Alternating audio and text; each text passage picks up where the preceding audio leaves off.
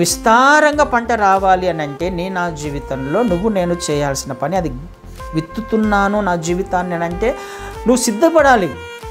నీ అంతకు నువ్వు సిద్ధపడాలి.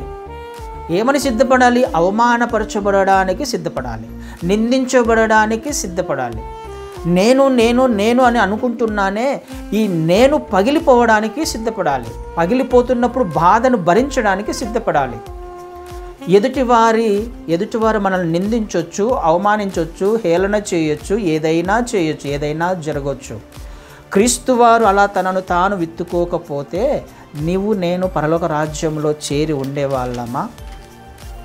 పరలోక రాజ్య వారసులుగా నిత్యత్వములో యుగయుగములు జీవించడానికి అర్హత సంపాదించుకొని ఉండేవారమా?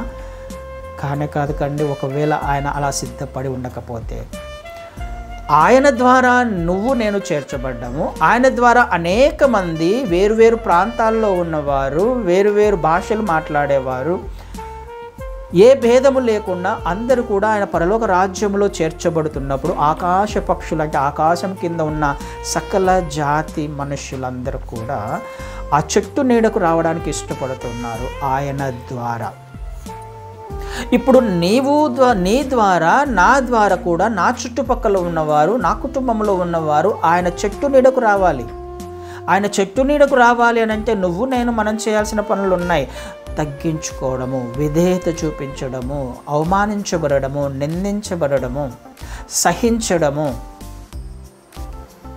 ఎవరు చేస్తారు ఇవన్నీ? ఎదుటివారు ఎవరు? ఎవరైనా కావచ్చు, మన బంధువులే కావచ్చు, రక్త సంబంధికులు కావచ్చు, స్నేహితులే కావచ్చు, ఎవరైనా కావచ్చు. వారి ద్వారా నేను సహించకపోతే, భరించకపోతే నేను కూర మొక్కలలో ఎదగలేను, చెట్టంతా కాలేను.